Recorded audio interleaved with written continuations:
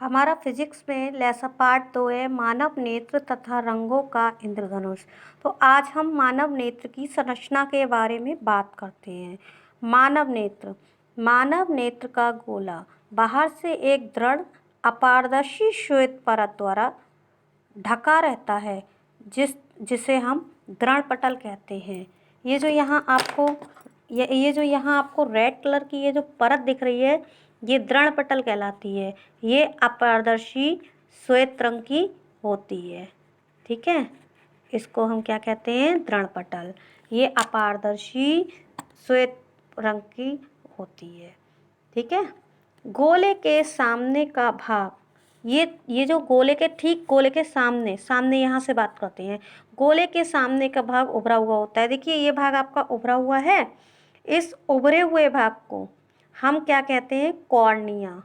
इस उभरे हुए भाग को क्या कहते हैं? कॉर्निया। इस उभरे हुए भाग से ही हमारा प्रकाश प्रवेश करता है आँख के अंदर। तो प्रकाश कहाँ से प्रवेश करता है? कॉर्निया के अंदर से। ठीक है, कॉर्निया के ठीक पीछे अपारदर्शी पर्दा होता है। ये जो हमारा अपारदर्शी पर्दा होता है इस पर्दे को हम कहते हैं आइरिस। क्या कहते हैं? आइरिस। ये है हमारा, ये ठीक ऊपर भी ऐसा ही है। इस पर्दे को हम कहते हैं आइरिस। ये पर्दा कैसा होता है? अपारदर्शी। ठीक है, इस पर्दे के बीच में एक छोटा सा छेद होता है। देखो यहाँ पर ये आपको छेद सा दिख रहा है। ठीक है, इस छेद को हम नेत्र तारा कहते हैं। ये जो इसके और इसके बीच का ये जो दिख रहा है यहाँ पर ये छेद जो होता है ये क्या कहलाता है? नेत्र तारा। नेत्र तारा भी कह सकते हैं और इसको यहाँ पर हम पुतली भी कह सकते हैं आँख की। ठीक, तो पुतली की विशेषता ये होती है जब हम अंधकार में होते हैं तो ये अपने आप बड़ी हो जाती है और जब हमारी आंखों पर सीधा प्रकाश पड़ता है तो ये छोटी हो जाती है। ये इसकी एक विशेषता है। किसकी विशेषता है? पुतली की। ये हमारी पुतली है। ठीक है, आइरिस के ठीक पीछे लेंस होता है। आइरिस के ठीक पीछे लेंस होता है जिसको हम नेत्र लेंस कहते हैं। इसके पिछले भाग की वक्रता त्रिज्या छोटी तथा अगले भाग की वक्रता त्रिज्या बड़ी होती है। पिछला भाग अंदर के लिए और अगला भाग हमारे सामने से जो होता है इसकी वक्रता त्रिज्या छोटी और पिछले भाग की वक्रता त्रिज्या बड़ी होती है। ठीक, दृढ़पटल के ठीक पीछे एक काले रंग की झिल्ली होती है जिसको हम कोरोइड कहते हैं। काले रंग की जो झिल्ली होती है उसको हम कोरोइड कहते हैं। इस कोरोइड का काम होता है प्रकाश को शोषण करना और प्रकाश के आंतरिक परावर्तन को रोकना। ये जो हमारी ग्रीन कलर की झिल्ली दिखाई दे रही है काले रंग की होती है और इसको हम कहते हैं कोरोइड। ये किसके? दृढ़पटल के ठीक पीछे होती है। और कोरोइड के ठीक पीछे नेत्र रेटिना होती है। कोरोइड के ठीक पीछे रेटिना होती है जिसको हम दृष्टिपटल भी कहते हैं। ये कोरोइड के ठीक पीछे रेटिना है। रेटिना को हम दृष्टिपटल भी कहते हैं। दृष्टिपटल क्यों कहते हैं? क्योंकि यहाँ पर हमारा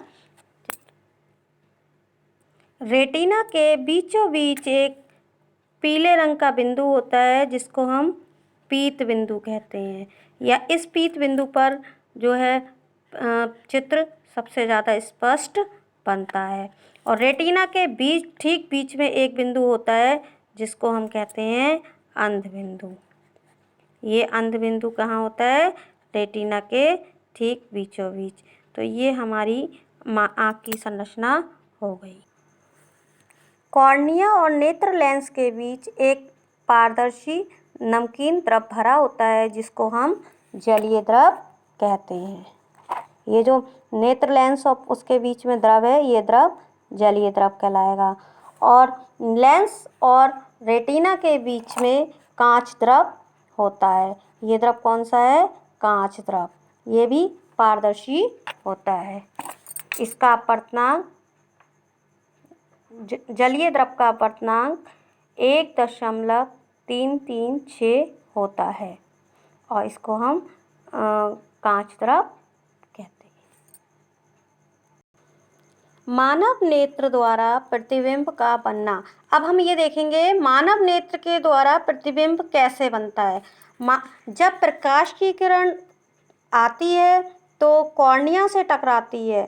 सर्वप्रथम कॉर्निया से टकराकर आपतित होती है कॉर्निया पर तथा वहाँ से अपवर्तित होकर क्रमशः जलीय द्रव,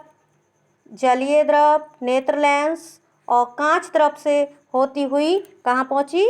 रेटिना पर पहुँचती है, जहाँ वस्तु का वास्तविक व उल्टा प्रतिबिंब बनता है।